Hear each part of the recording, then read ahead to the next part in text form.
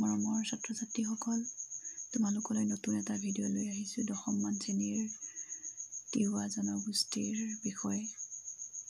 অকল 10মান শ্ৰেণী বুলিয়েই নহয়, সকলো প্ৰতিযোগিতামূলক পৰীক্ষাৰ কাৰণে এই জনগোষ্ঠীসমূহ মষ্ট ইম্পৰ্টেণ্ট হয়, তোমালোকে নিশ্চয় জানা। ইয়াৰ আগৰ ভিডিঅ'টোত তিৱা জনগোষ্ঠীৰ বিষয়ে উৎসৱ পাৰ্বণ, তিৱা জনগোষ্ঠীৰ বাদ্যযন্ত্ৰ সকলো বিষয়া আলোচনা কৰা হৈছিল। আজি আমি আলোচনা কৰিম তিৱা জনগোষ্ঠীসকলে পিন্ধা সাজপাৰবোৰ, পুৰুষ আৰু মহিলাসকলে। আহাচোন আমি মূল বিষয়টোলৈ যাওঁ।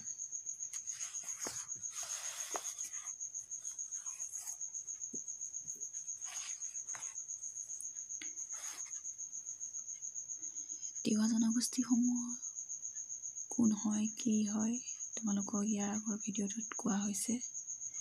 যদিও তোমালোকে তিৱা জনগোষ্ঠীৰ বিষয়ে লিখিব পাৰা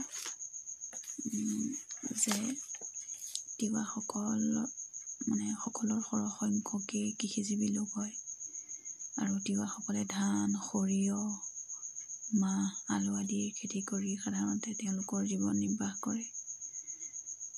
আৰু তিৱাসকলৰ কাৰণে শুভ বাৰটো হ'ল বুধবাৰ। আৰু তিৱাসকলৰ নিজস্ব কথিত ভাষা আছে, ভাষা বা দোৱান আছে। কিন্তু তথাপিও তিৱাসকলৰ অসমীয়া ভাষাকে মাতৃভাষা হিচাপে অসমীয়াকে মাতৃভাষা ৰূপে ব্যৱহাৰ কৰে। আৰু তিৱাসকলৰ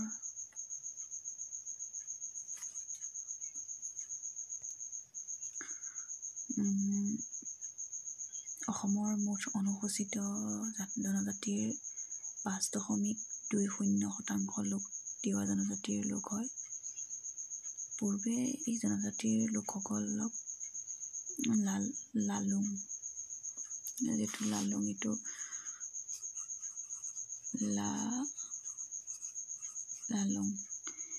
লালুং ৰূপে নিজকে পৰিচয় দিছিল। যদিও বৰ্তমান এওঁলোকে নিজকে তিৱা বুলি চিনাকি দিহে ভাল পায় এতিয়া বৰ্তমান। যদিও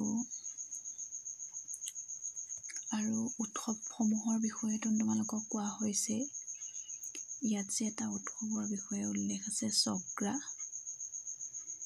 এই উৎসৱটো তিৱাসকলৰ বসন্তকালীন উৎসৱ হয়, চগ্ৰা উৎসৱটো। বাৰু আজি আমি যিহেতু তিৱাসকলৰ পোচাক পৰিধানসমূহ কেনেকুৱা আছে, সাজপাৰসমূহ আমি আলোচনা কৰিম। পুৰুষে থানা, তাগলা, থেনাজ, ফালি, ফাগা ইত্যাদি এইবোৰ হ'ল পুৰুষে পৰিধান কৰে। তাৰপিছত মহিলাই পৰিধান কৰে কাশ্যং, ফাস্কাই, নাৰা, এইবোৰ হ'ল মহিলাই পৰিধান কৰে।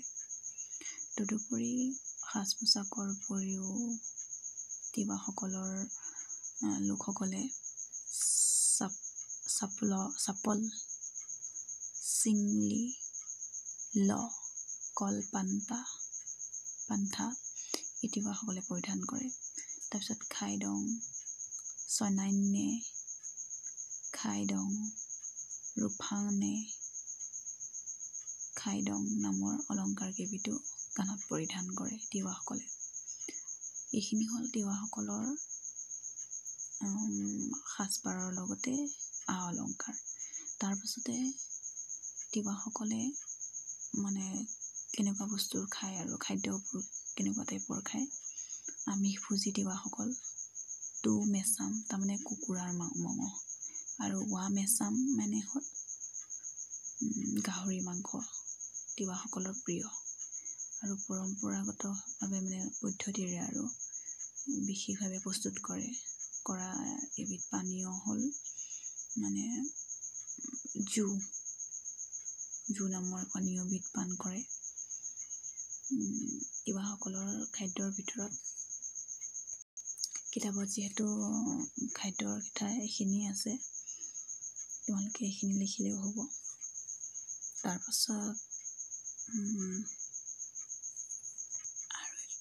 আৰু এটা বস্তু তোমালোকে জানি থোৱা ভাল যে তিৱাসকলৰ যিটো ভাষা, সেই ভাষাটো সংৰক্ষণ কৰাৰ সজাগতা দিনক দিনে বাঢ়ি আহিছে।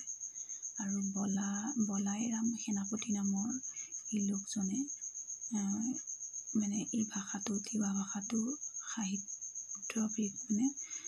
সাহিত্যিকে ভাষাটোৰ কেনেকৈ বিকশিত কৰিব পাৰে তাৰ কাৰণে কঠোৰ পৰিশ্ৰম কৰি আহিছে। বলাইৰাম সেনাপতি নামৰ এই মানুহজনে, এই লোকজনে। তেখেতৰ লগতে কেইবাগৰাকীও আছে সাহিত্যিক এই ভাষাটোৰ কাৰণে চেষ্টা কৰিছে, কঠোৰ পৰিশ্ৰম কৰিছে। তোমালোকে এইটো জানি থোৱা। ঠিক আছে বাৰু, এইখিনি তিৱাসকলৰ বিষয়ে তোমালোকে গম পালা। তাৰ পাছতে তিৱাসকলৰ কেইগৰাকীমান বিশিষ্ট ব্যক্তি আছে। তাৰ ভিতৰত ইন্দ্ৰসিং দেউৰী, বলাইৰাম সেনাপতি, মই যে কৈ আছোঁ বলাইৰাম সেনাপতিৰ লগতে আৰু বহু কেইজন মানুহ লগ লাগি তিৱা ভাষাটোক কেনেকৈ উচ্চ স্তৰলৈ লৈ যাব পাৰে তাকে চেষ্টা চলাই আছে। ভাষাটোক উন্নত কৰিবলৈ কঠোৰ পৰিশ্ৰম কৰিছে। এখেতৰ কথা কৈছোঁ মই, বলাইৰাম সেনাপতি।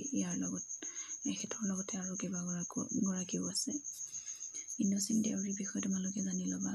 তেখেতৰ বিষয়ে যিহেতু লিখিব আহিবই, ইন্দ্ৰসিং দেউৰী বুলিয়ে নহয়, যিকোনো জনগোষ্ঠীৰ দুই এজন ব্যক্তিৰ বিষয়ে লিখিব আহে যিহেতু, ইন্দ্ৰসিং দেউৰীৰ বিষয়ে তোমালোকে লিখিব পাৰিবা। তাৰপিছত বলাইৰাম সেনাপতি আছে, তোমালোকৰ লগত কিতাপ আছে চাগে, চাই ল'বা। তাৰপাছতে চোৱা প্ৰশ্নকেইটা। ভাষিক দিশৰ পৰা তিৱাসকল কোনটো ঠালৰ লোক? ভাষিক দিশৰ পৰা তিৱাসকল কোনটো ঠালৰ লোক বুলি ক'লে এইটো হ'ব বড়ো ঠালৰ লোক। তোমালোকে জানা এইটো কথা, বড়ো ঠালৰ লোক। তাৰপিছত আছে তিৱাসকলে তেওঁলোকৰ উৎসৱ পাৰ্বণত ব্যৱহাৰ কৰা বিভিন্ন বাদ্যযন্ত্ৰবোৰ। এইখিনিতে আছে, মই তোমালোকক দেখাই দিছোঁ যে বাদ্যযন্ত্ৰ বুলি ক'লে এয়া খ্যামবাৰ, খ্যাম খজোৰা, খ্যাম পান্থাই, ডুমডিং, ডগৰ, পাতিঢোল, এইখিনি চামৰা বাদ্যযন্ত্ৰ। তাৰপিছত বাঁহেৰে তৈয়াৰ কৰা ৱাফাং খাম, থক থৰক, মুখেৰে ফু দি আঙুলিৰে ব্যৱহাৰ কৰা বজোৱা পাংখি, তাৰপিছত থোৰাং, মহৰ শিঙৰ পেঁপা, মুহুৰি, এইখিনি হ'ল বাদ্যযন্ত্ৰ। তোমালোকে লিখিব পাৰিবা। তাৰপাছতে আছে তিৱা সমাজত জেলা বুলি কাক কোৱা হয়? সেইটো তোমালোকে জানাই যে তিৱা সমাজত খেলৰ প্ৰশাসনিক আৰু সামাজিক মুৰব্বীজনক ভৈয়ামত জেলা বুলি কোৱা হয়। তোমালোকে সেইটো জানা। তাৰপাছতে যে তিৱাসকলৰ কেইটিমান উৎসৱৰ নাম লিখিব আহিছে। উৎসৱ আৰু তোমালোকে জানিবাই যে পাহাৰৰ অঞ্চলত বিভিন্ন ধৰণৰ পূজা উৎসৱ পালন কৰা হয়।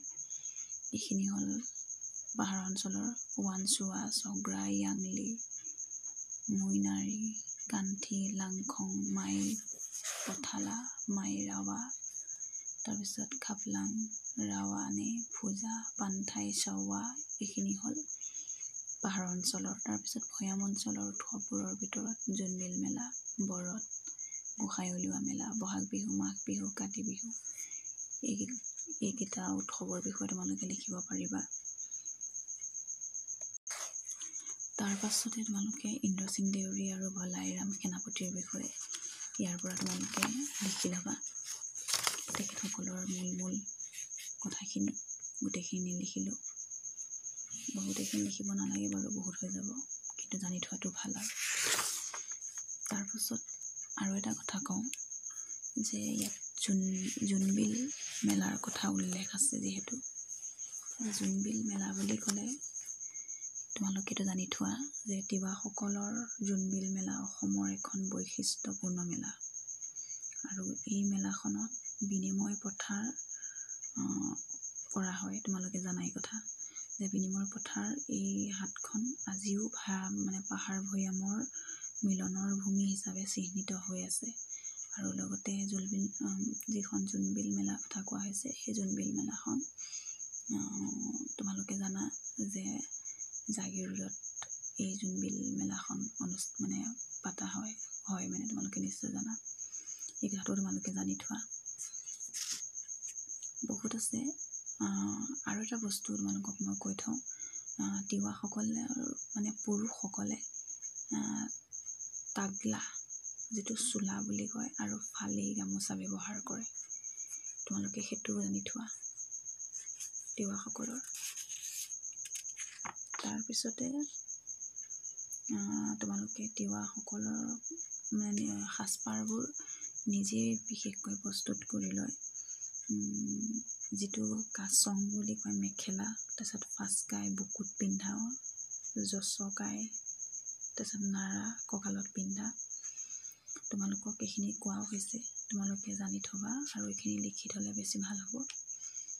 আৰু কিছুমান আৰু আছে তিৱাসকলৰ বিষয়ে, বহুত ভিডিঅ'টো দীঘলৈ যাবগৈ। আজি ইমানতে সামৰণি মাৰিছোঁ। তোমালোকে তিৱাসকলৰ বিষয়ে ধুনীয়াকৈ লিখি ল'বা আৰু জানিবলৈ যত্ন কৰিবা। যিহেতু লিখিবলৈ আহিব যিকোনো জনগোষ্ঠীৰ বিষয়ে, তোমালোকে লিখিব পাৰিবা তিৱাসকলৰ বিষয়ে। ঠিক আছে বাৰু, আজিলৈ সামৰিছোঁ। ধন্যবাদ।